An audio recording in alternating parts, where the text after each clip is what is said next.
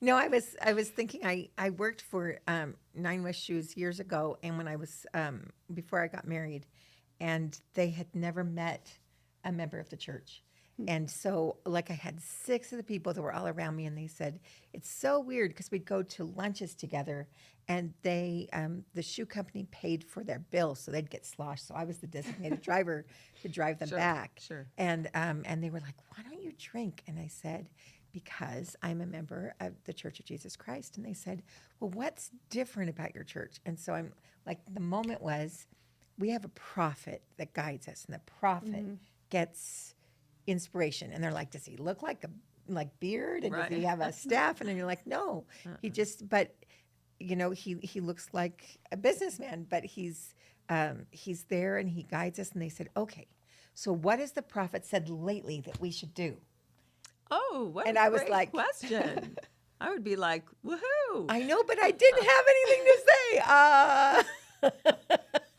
And All so right. You I just know. talked about having, that moment, being I able know, to know and I what you're didn't have supposed it. to say. So maybe it wasn't for them. Maybe it was for Christine. You need know to what you need to listen better. treasure So up. we have Treasure up been those treasuring prophets' up. But words. I do Right. think, and I said, my husband is so good about when we have conference. He listens every weekend to another conference talk so that he's made it through all of them by the time the next one comes. Right. So he's constantly treasuring up and remembering and receiving. And I think sometimes we're given gifts that we never open or never use. Exactly. And I do think the gift of a prophet is more like a treadmill And that than we it need to is like a receive it. gift that it's you have to exercise on it every day, or it's just a lump in your corner to hold close. I agree. And I think that I agree. it's got to be the used treadmill that we've got to make it part of our lives. So Stephanie Sorensen, a dear friend of mine, she love would always call General Conference was her favorite holiday. And she truly made it a holiday in her home. And for me, that was like, I mean, I can remember when my children were young, it was not a holiday. It was always Oh, you don't trying do the to get them to be snacks and quiet. have all I the know. treats Right. on. But I do think that idea of receiving the prophet in our homes, for me, that is such a powerful vision of how are we receiving him into our homes? Is he, is the prophet very much, and the words of the prophet is what I'm talking about. The words of the prophet is a part of the fabric of our families. That is something that we talk about all the time, that we mention. We say, oh, okay, have you done this that the prophet said from last conference? Have you done that? Are we still doing those things? So it's not just that weekend, Right. but it's something that continues. I think of Elder Neil L. Anderson, the prophet of God's, talk that he gave in 2018, where he specifically talked about our wonderful prophet, President Nelson.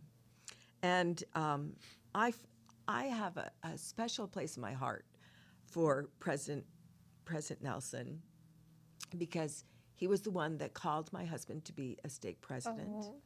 And then he's also, when we were mission, leaders in Brazil, he came with his wonderful wife Wendy and came and stayed with us at the mission home.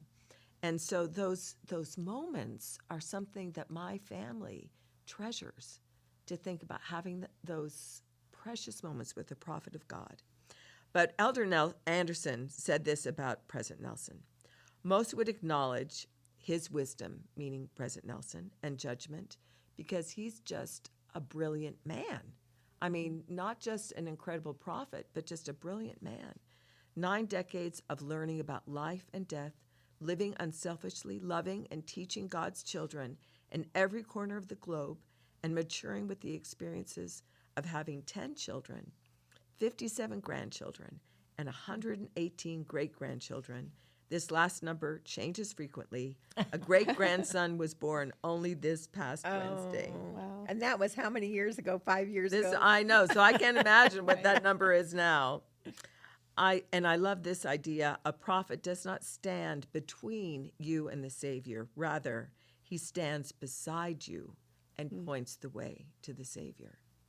So for me, that's the concept of receiving a prophet, is that he's standing beside me in my home. He's a part of the fabric of my home, and that he is constantly pointing the way as to what we need to do for the Savior. as we move forward.